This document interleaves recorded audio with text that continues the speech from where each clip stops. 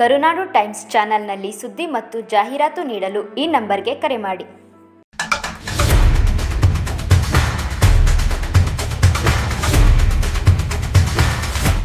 ಲಕ್ಷಾಂತರ ಜನರ ಮುಂದೆ ಸಾವಿರಾರು ವೇದಿಕೆಯಲ್ಲಿ ಹಾಡುವಂಥ ಕಲಾವಿದರೇ ದಿಢೀರಂಥ ಮೊಬೈಲ್ನಲ್ಲಿ ಏನೋ ಹರಚಾಡ್ಕೊಂಡು ಕಿರ್ಚಾಡ್ಕೊಂಡು ಬಂದು ಸೆಲೆಬ್ರೇಟ್.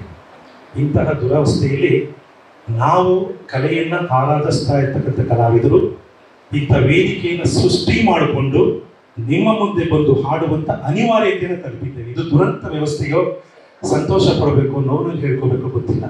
ಅದರ ಜೊತೆಗೆ ನನಗೆ ಇವತ್ತು ಮಾಡುವಂಥ ಉದ್ದೇಶ ಆದಷ್ಟು ಚನ್ನಪಟ್ಟಣ ತಾಲೂಕಿನಲ್ಲಿ ನಾನು ಹಿಂದೆ ಕೂಡ 30 ವರ್ಷದ ಒಂದು ನೆನಪಿಗೋಸ್ಕರ ಒಂದು ಕಾರ್ಯಕ್ರಮ ಮಾಡಿ ಒಂದಷ್ಟು ಕಲಾ ಪೋಷಕರನ್ನ ವೇದಿಕೆಯಲ್ಲಿ ಗೌರವಿಸಿದೆ.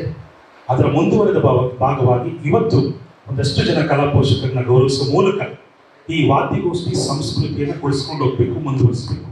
ಇಷ್ಟೇ ಇದರ ಉದ್ದೇಶ. ಬೇರೇನೋ ಅನೇಕ ಜನರಿಗೆ ಮೊನ್ನೆ ಕರಪತ್ರ ದಿನಪತ್ರಿಕೆಗಳಲ್ಲಿ ಹಂಚಿಸಿದೆ, ಮನೆ ಮನೆಗೂ ತಲುಪಿಡಿ ಕಾರ್ಯಕ್ರಮ ಅಂತೇಳಿ.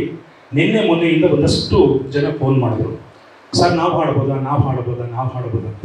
ಅವ್ರಿಗೆ ಉದ್ದೇಶ ಗೊತ್ತಿಲ್ಲ. ಏನಕ್ಕೆ ಅವ್ರು ಆ ರೀತಿ ಕೇಳ್ತಾ ಇದ್ದಾರೆ ಅಂದರೆ, ಇವತ್ತು ಇನ್ನೊಂದಷ್ಟು ಮುಂದುವರಿದ ಭಾಗವಾಗಿ ಕರೋಕೆ ಕ್ಲಬ್ ಅಂತೇಳಿ ಅದೊಂದು ಹೊಸ ಟ್ರೆಂಡ್ ಶುರುವಾಗಿದೆ.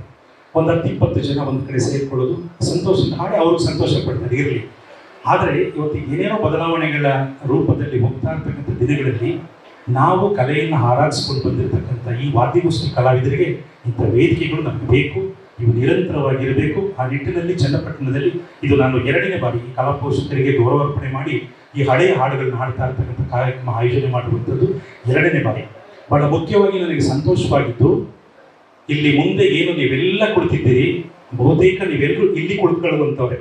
ಅಷ್ಟು ಜನ ಮುಂದೆ ಇದೆ, ಏಕೆಂದರೆ ಎಲ್ಲ ವಿವಿಧ ರಂಗದಲ್ಲಿ ನಿಮ್ಮದೇ ಆದಂಥ ಚಾಪನ್ನು ಮೂಡಿಸ್ಕೊಂಡು ಹೆಸರನ್ನು ಮಾಡ್ಕೊಂಡಿರ್ತಕ್ಕಂಥವ್ರು ಅನೇಕರು ಬಂದು ಇಲ್ಲಿ ಕೊಡ್ತಿದ್ದೀರಲ್ಲ, ನಾವು ಇದಕ್ಕೆ ಬೆಲೆ ಕಟ್ಟಕ್ಕಾಗ್ತಾ ಇಲ್ಲ. ಯಾಕೆಂದರೆ ಒಂದು ಕಾರ್ಯಕ್ರಮ ನಡೀತಾ ಇದೆ ಇಲ್ಲಿ, ಇದು ಗೊತ್ತಾದ ತಕ್ಷಣ ಇಷ್ಟು ಜನ ಬಂದು ಸಭಾಂಗಣದಲ್ಲಿ ಸೇರಿದ್ದೀರಂದರೆ ಈ ಕಾರ್ಯಕ್ರಮದ ಯಶಸ್ಸು